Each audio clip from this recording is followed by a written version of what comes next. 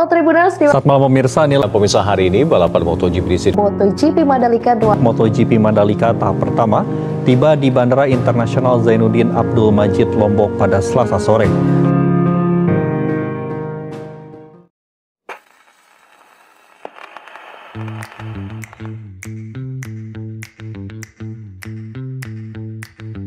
KAIK Mandalika merupakan kawasan ekonomi khusus yang ditetapkan melalui Peraturan Pemerintah Nomor 52 Tahun 2014 yang untuk menjadi KAIK pariwisata dengan luas 1.035 hektar menghadap Samudra Hindia.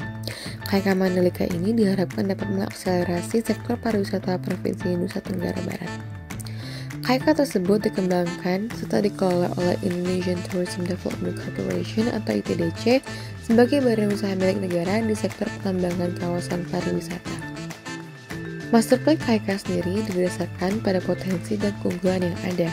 PT Pengembangan Pariwisata Indonesia yang telah mengembangkan Nusa Dua Bali mengusulkan pembentukan KAIK Mandalika ini. Sebagai destinasi wisata bahari dan wisata budaya dengan panorama yang eksotis dan berdekatan dengan Pulau Dewata, KAIK Mandalika diperkirakan akan menarik kunjungan 2 juta wisatawan mancanegara per tahun pada tahun 2019. KAIK Mandalika memiliki konsep pengembangan pariwisata berwawasan lingkungan dengan pembangunan objek-objek wisata dan daya tarik wisata yang selalu berorientasi kepada kelestarian nilai dan kualitas lingkungan hidup yang ada di masyarakat.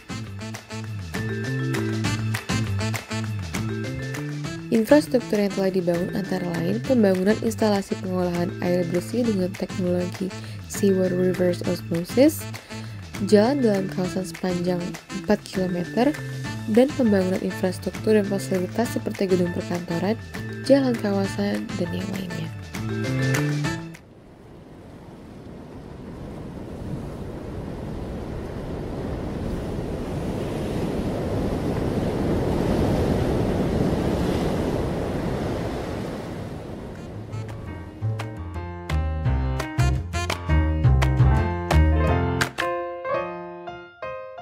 Proses penyusunan perencanaan KAIK Mandalika. Yang pertama, pengembangan infrastruktur. Indonesia Tourism Development Corporation atau ITDC merancang infrastruktur yang mencakup jalan, drainase, dan fasilitas publik untuk menarik investasi.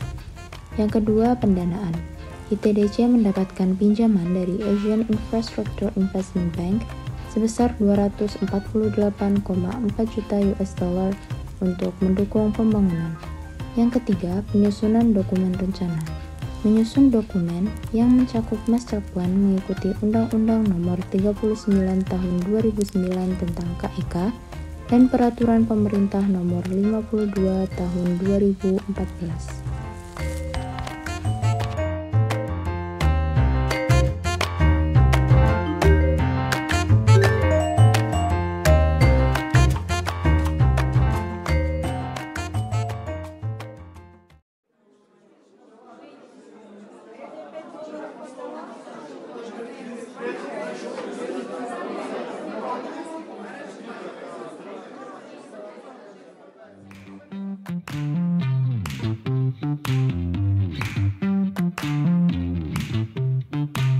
Di balik proses pembangunan Mandalika, banyak stakeholders yang ikut andil di dalamnya.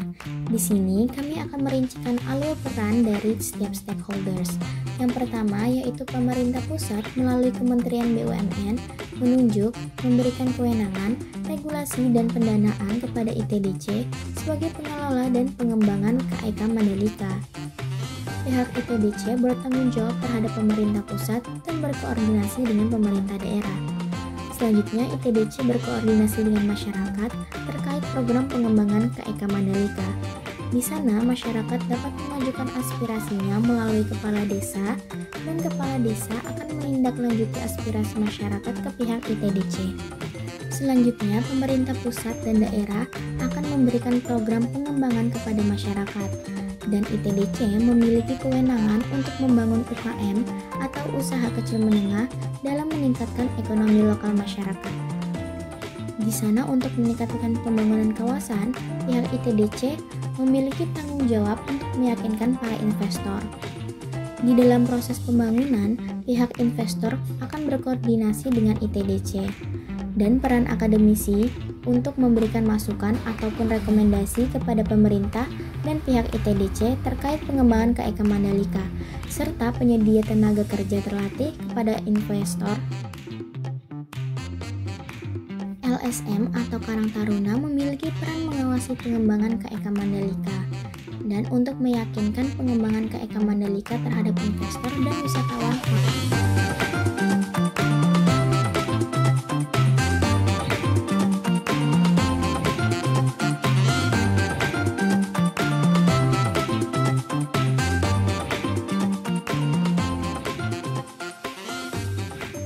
Sukses dalam membangun KEK Mandalika, ternyata KEK Mandalika pernah mengalami penolakan dari warga setempat loh, di mana sengketa lahan di Mandalika terjadi antara masyarakat setempat, pemerintah, dan pengembang terkait kepemilikan tanah di kawasan wisata Mandalika, Lombok, Nusa Tenggara Barat. Warga setempat mengeklaim memiliki hak atas tanah yang digunakan untuk proyek wisata, sementara pemerintah dan pengembang mengacu pada izin penggunaan lahan resmi. Perselisihan ini mencakup masalah pembebasan lahan, pembayaran ganti rugi yang tidak memadai, dan tuntutan hukum dari warga.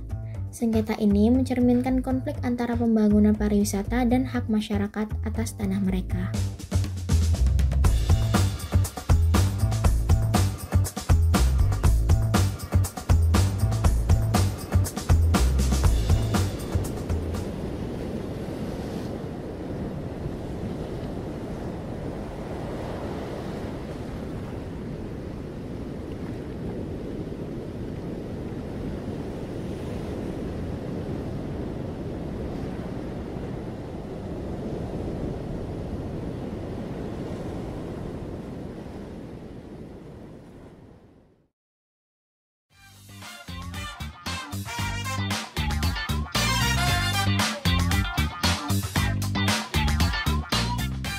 Proses perencanaan kawasan ekonomi khusus Mandalika memberikan beberapa refleksi dan pembelajaran penting. Yang pertama yaitu pemberdayaan masyarakat. Pentingnya melibatkan masyarakat lokal dalam setiap tahap perencanaan untuk memastikan bahwa pembangunan memberikan manfaat langsung bagi mereka, seperti pelatihan keterampilan dan dukungan untuk usaha kecil. Yang kedua yaitu keberlanjutan ekonomi. Pengembangan kawasan ekonomi khusus harus berorientasi pada keberlanjutan dengan memperhatikan aspek lingkungan dan budaya, diversifikasi produk wisata, dan penerapan prinsip ekowisata menjadi kunci untuk menarik berbagai segmen wisatawan. Yang ketiga yaitu infrastruktur yang mendukung. Investasi dalam infrastruktur seperti jalan dan bandara sangat krusial untuk meningkatkan aksesibilitas dan daya tarik kawasan. Yang terakhir yaitu optimalisasi bonus demografi. Kawasan ekonomi khusus Mandalika diharapkan dapat memanfaatkan bonus demografi Indonesia dengan menciptakan lapangan kerja yang luas, mendukung pertumbuhan ekonomi yang inklusif.